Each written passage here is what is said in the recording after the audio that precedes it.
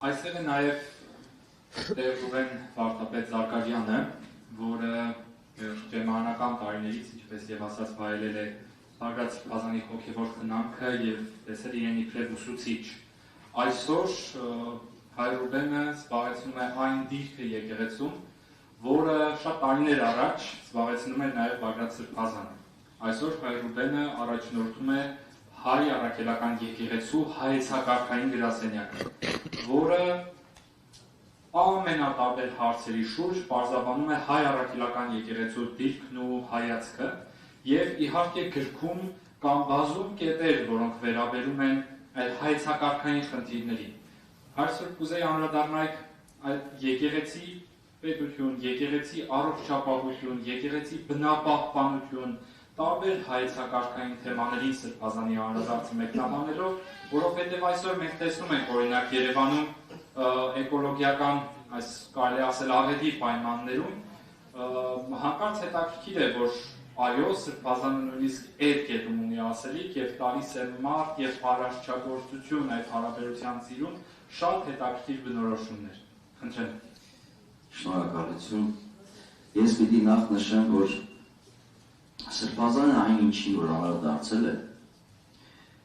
հարցերի մի հսկայական շրջանակ, սկսած պետությունից, պետականությունից, ազգային ինքնությունից, մինչև պարզ մարդկային հարաբերություններ, այդ թվում նաև հայեցակարգային խնդիրներ, եկեղեցի արդարադատություն, եկեղեցի կրթություն, եկեղեցի բնապահպանություն, այս ամենը ինքը դիտարկել է հայ եկեղեցու ուղղափառ վարդապետության ծիրից ներս, այսինքն այն ինչ ինքը արտահայտում է, թարգմանն է, այսպես ասած, այդ հարցերի հայ եկեղեցու վարդապետության։ Իսկ հայ առաքելական Սուրբ եկեղեցու վարդապետությունը մշակվել է, բուրեղացել է 2000 տարիների եկեղեցու պատմության հոլովույթով։ Մենք մի հսկայական խնդիր ունենք, դրա համար մեր սիրելի պարոն Գասպարյանը կարող էր ասել, որ այսօր շատ քիչ հոգևորականներ կան, որ անդրադառնում են այս խնդիրների, որտեղ մենք ցավոք սրտի դեռ չենք կարողացել պեղել եւ հայտնաբերել այն ամբողջ գանձարանը, որ արկա է հայ եկեղեցու վարդապետական մտածողության մեջ։ Ցավոք եմ ասում, բայց այդպես։ Ես մի հարցի կուզեմ անդրադառնալ, մինչև ձեր ասած մատնանշած թեմանին անդրադառնալը։ Անկախության տարիներից սկսած մեր եկեղեցին երկու, այսպես ասած, բաց թողում ունեցավ։ Մեկը վերաբերում էր ավետարանի կամ Աստծո խոսքի վերաավետարանմանը, մյուսը վերաբերում էր մեր ժողովրդի պատմության եւ հատկապես հայ եկեղեցու պատմության վերամեկնաբանմանը։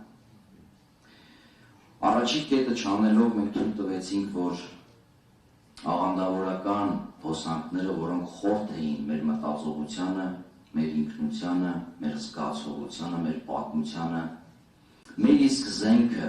Սուրբ Գիրքը վերցրած մտնեն հայի միտք եւ հոգի, իսկ պատմության վերամեկնաբանում չանելով մենք թույլ տվեցինք, որպեսզի նաև մենք մեզ այսպես մանիպուլացնեն պետության, պետականության, եկեղեցու, պետություն, եկեղեցի այս հարցերում սխալ ընկալման։ Մենք գիտենք, որ մեր պատմությունը խեղաթյուրված է ներկայացվում։ Եվ շարունակվում են միտումները, պարզ օրինակը երեկվա այն բողոքարկումն էր, որ վերաբերում էր Արցախի պատմության այդ հատվածին 9-րդ դասարանի դասագրքում եւ այդ դատական հայցին, որ ներկայացված է։ Այսինքն սա ամենավտանգավոր միտումներից մեկն է եւ գրքի մեջ Բաղդադ Սրբազանը քողազերծում է մի շարք կեղծիքներ, որոնք առկա են հատկապես գաղափարական, վարդապետական դաշտում։ Դրանցից մեկը այն կեղծիքն է, որ քրիստոնեությունը մեզ թուլացրել է։ Սրբազանը շատ գեղեցիկ օրինակներով, պատմական դրվագների մեկնաբանությամբ ցույց է տալիս, թե քրիստոնեությունը մեզ ինչ է տվել։ Ցույց է տալիս նաև այն ամբողջ ուրեմն ընթացքը, որ պատմության հոլովույթով քրիստոնեության մեր դիմագիծը, ինքնությունը ինչպես են մեզ պահել, որպես այս բազում ազգերի մեջ որպես ինքնություն ունեցող էթնոս, ազգ, հավաքականություն, ցույց է տալիս, թե նաև մենք ինչպես ինչ արժեքներ ենք ստեղծել եւ մեզ համար եւ աշխարհի համար, բայց միևնույն ժամանակ ցույց է տալիս, որ մենք ոչ պետք է մեզ գերագնահատենք եւ ցույց է տալիս, որ մենք չպետք է նաև մեզ թերագնահատենք։ Սրբազանը հատկապես ես այս կտրվածքով գրքին փորձեցի նայել, որտեղ այդպիսի կեղծիքներն է փորձում վերանել ճշմարտության ճանապարհով, բայց հստակ օրինակներով, տրամաբանական մոտեցմամբ եւ տրամաբանական ուրեմն եզրակացություններով։ Այս գիրքը կարդալիս մենք այսօր նաև մի շատ կարևոր առողջացնող լիցք ենք ստանում եւ այդ լիցքը հույսն է։ Անկախ քեզանից հույսով ես լցվում, անկախ քեզանից հաղթանակը տեսնելու տեսիլքով ես վարակվում, ինչպես ինքն է հենց սկզբում գիրքը այդպես էլ սկսում է, ես տեսել եմ հաղթանակը։ Եվ անընդհատ ասում էր, երբ որ պարտությունից հետո մենք հանդիպեցինք, հատկապես առաջի ամիսներին, շատ հուզված, նույնիսկ երբեմն արցունքակալած ասում էր, ախր տեսել եմ ես այդ հաղթանակը այնտեղ։ Եվ մի արտահայտություն ունի, ասում է անտաղանդության բացառիկ տաղանդ պետք է ունենալ, որ հասնել այսպիսի վիճակի։ Այս գրքի մեջ հատկապես ես շատ կարևորեցի Սրբազանի անդրադարձը հավատքին եւ կրթությանը, ինչպես են դրանք փոխ լրացնում իրար։ Հատկապես քրիստոնեության ընդունման եւ գրերի գյուտի ընդունման այս պատմական իրադարձությունների վերլուծությունը եւ դրա այժմյականացումը մեր կյանքում, թե ինչ տվեց քրիստոնեությունը եւ ինչ տվեց գրերի գյուտը։ Թե ինչպես այս երկու կարևորագույն իրադարձությունները մեզ համար նոր մակարդակի հասցրեցին պետության եւ պետականության ընկալումը, միասնական ազգ լինելու մեր իրավունքի հաստատումը եւ հատկապես մեր ներքին համերաշխությունը,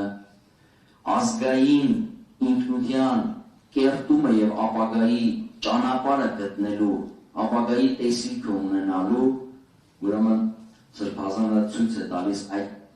ամբողջ գանձարանի մեջ, թե ինչ ուղիներ են գտել մեզ համար մեր հայրերը։ Հատկապես կարևորում է Սրբազանը Սուրբ գրքի թարգմանությունը, այդ մեծ համաշխարհային գանձարանի Սուրբ գրքի թարգմանությունը, որտեղ կարելի ասել գտնվում են մարդու գրեթե բոլոր հարցերի պատասխանները որոշ դրվագներում կոդավորված, որոշ դրվագներում բացահայտ եւ ցույց է տալիս հատկապես, որ Սրբազանի սիրած բառը եւ միտքն է միշտ ինչ է մարդը եւ նրա արժանապատվությունը։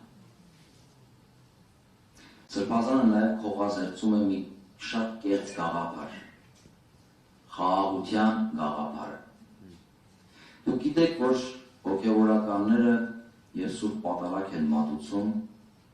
Պատարագի ընթացքում անընդհատ լսվում է խաղաղություն ամենեցուն, այդ ուրեմն դա մաղթանք չէ, դա աղոթք է, դա շնորհի փոխանցում է խորանից, որտեղ այդ խաղաղության փոխանցումը արվում է Սուրբ սեղանին ձեռքը դրված, ինքը իրեն ինչ չէ տալիս։ Պարզապես այդ շնորհը ունենալով փոխանցում է։ Բայց ինչ է նշանակում խաղաղություն։ Խաղաղությունը պատերազմի բացակայությունը չէ։ Կոնֆլիկտի բացակայությունը չէ։ Խաղաղությունը մարդու կյանքի հոգևոր, մտավոր, ֆիզիկական չափումներով ամբողջությունն է։